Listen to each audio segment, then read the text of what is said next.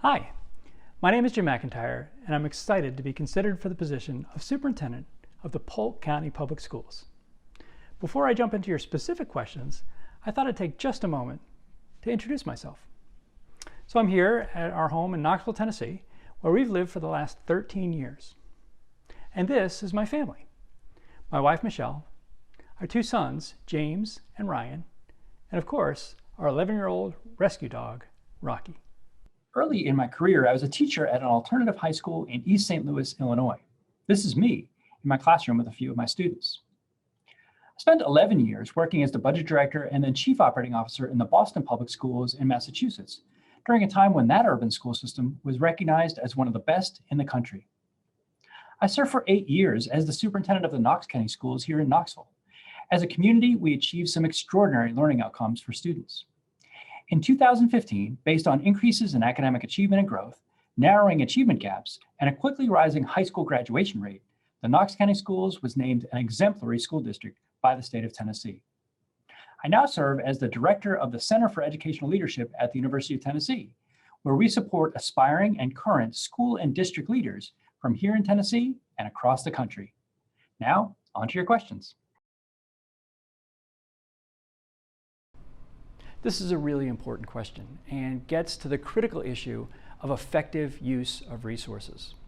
Having served as the budget director and chief operating officer in the Boston Public Schools in Massachusetts, and then as superintendent in the Knox County Schools in Tennessee, I've been deeply involved in the development of 19 different annual school district budgets, each involving hundreds of millions of dollars. And in each instance, our objective was the same: to tightly align our fiscal resources to our educational goals. You know, in the Knox County Schools, in order to ensure that we're spending the taxpayers' money wisely and well, and to focus our resources in the classroom, we undertook an annual in-depth analysis of our educational spending and its impact on student learning.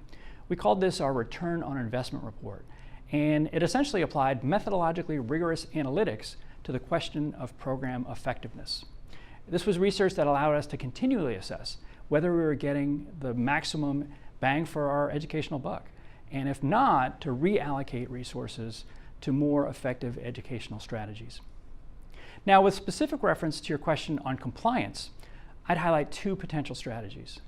The first would be to be very clear about the district's mission and vision and values and strategic direction. I really believe having a detailed and compelling strategic plan will allow us to focus the various plans that we're required to submit to the federal government, to the state, to focus those on the work that we actually want to accomplish with regard to the education of children. You know, in recent years, the Polk County Public Schools has had to submit many plans to various governmental entities: school and district improvement plans, a comprehensive research-based reading plan, parent involvement plans, district safety plans, just to name a few. And I think if we can really see these processes as a genuine opportunity to create educational blueprints to meet our stated goals for the work that we want to do for our children, then I think we can focus more of our resources on the effective education of our children and the great work that's happening in the classrooms in the district, rather than meeting mandates that may distract from that effort. The second strategy I'd highlight is to continue to assertively advocate, as I know that y'all have, in conjunction with teachers, for legislation that allows for greater flexibility in public education, less regulation, so we can invest more of our resources in the classroom and allow our excellent teachers to continue to do the great work they do with our children. We find ourselves at a pivotal moment in American public education. The COVID-19 pandemic has created hardships for our students, families, teachers, and staff that have been overwhelming in their scope and intensity. And yet, our teachers, leaders, and staff have met the moment in remarkable ways and kept the business of schooling moving forward, despite the challenging landscape. As superintendent, my first priority would be to help both children and adults recover from the effects of the pandemic. That means getting back to the normal and routine rhythms of schooling in the fall. It means intervening for students who need academic support, helping students who experience trauma during the pandemic to overcome it, and investing the influx of emergency dollars in ways that will get all of our students back on track. And absolutely finding ways big and small to express our immense gratitude and appreciation to our teachers and leaders and staff for their extraordinary service to our children and families during the most challenging of circumstances this year. Second, I believe we need to continue and build on the commitment to high quality instruction for every student in every classroom every day. This continuous effort to get just a little bit better every day can be bolstered by teacher leadership, teacher collaboration, and consistent structures for developmental feedback. In particular, I believe we need to ensure that every elementary teacher is an effective teacher of reading. After the pandemic, early literacy will continue to be a vital foundation for our children and an increasingly critical imperative. My third priority would be, simply put, to thoughtfully plan for the future. So much has changed in our world and in our schools in the past year. We'll need to collectively and collaboratively undertake a strategic planning process to create a post-pandemic blueprint for success for our students in the Polk County Public Schools. In collaboration with the school board, I'd facilitate a conversation with parents and teachers and community members and other stakeholders to identify their interests and priorities around the education of children. We'd then translate those aspirations into a compelling and detailed and educationally sound roadmap for educational excellence in the Polk County Public Schools. Together, we'd then implement our collective plan consistently and with fidelity in order to create an even brighter future for all of our students. I've always embraced the notion of multiple pathways to success, which recognizes that not every student is going to naturally thrive in the traditional comprehensive high school environment. And so we need to create additional options and opportunities and choices so that each of our students can find their best road to achievement. You know, during my time as superintendent in Knoxville, we expanded our academic offerings substantially to include a STEM magnet high school and an old renovated railroad station downtown, a career-themed magnet academy on the campus of our partner community college, and a very non-traditional self-paced high school in a storefront in one of our local malls. Each of those successful options grew out of a purposeful needs assessment and served a documented need or interest or demand in Knoxville.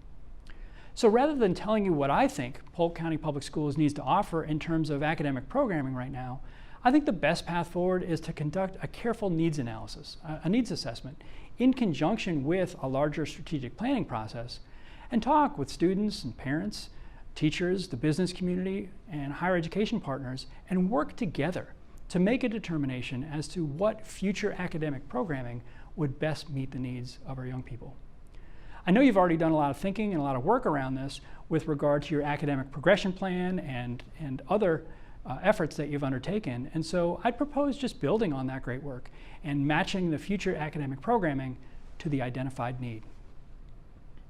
In terms of non-academic programming, I believe more than ever our students need social and emotional learning.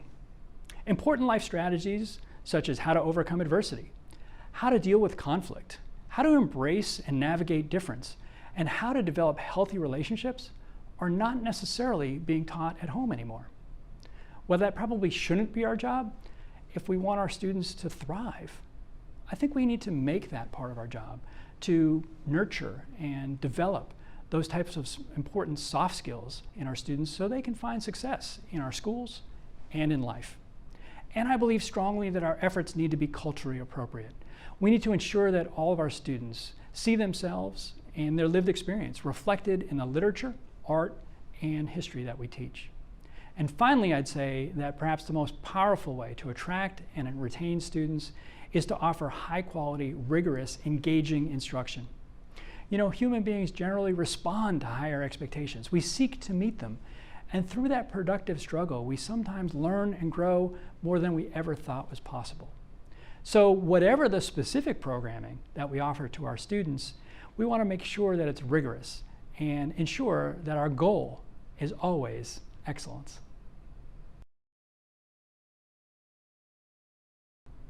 Well, certainly the most difficult decisions any of us have faced in the last 5 years have been related to the COVID-19 pandemic. Our Center for Educational Leadership was asked by the Tennessee Commissioner of Education to provide emergency professional development to school principals across the state of Tennessee last spring and summer, just as school leaders were grappling with some of the most difficult decisions of their entire educational careers.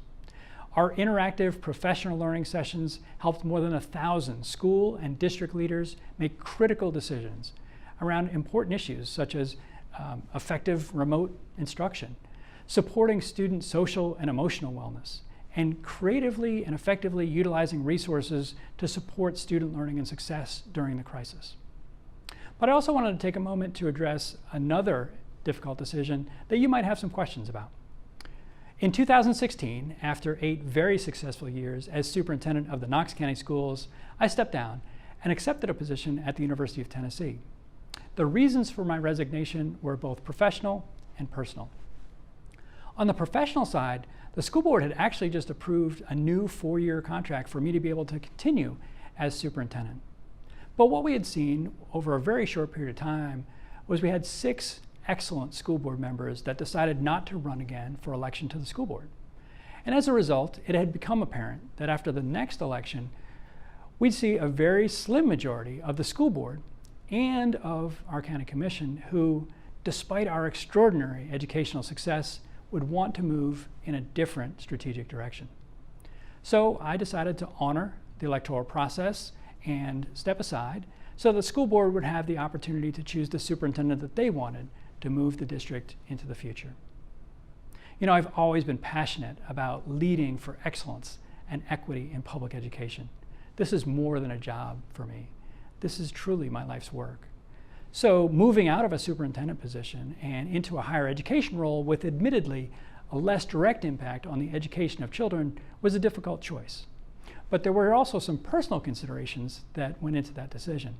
Perhaps the most important of which was, at the time, our 2 sons were moving into their high school career. So transitioning to a role where there'd be a little bit more flexibility for a short period of time, while still being deeply connected to the work of educational leadership in our school systems, made the position at the University of Tennessee a good option for our family. Now that both of our sons have graduated from the Knox County Schools, I'm ready for my next leadership challenge in public education. And I hope that will be working with y'all as superintendent of the Polk County Public Schools.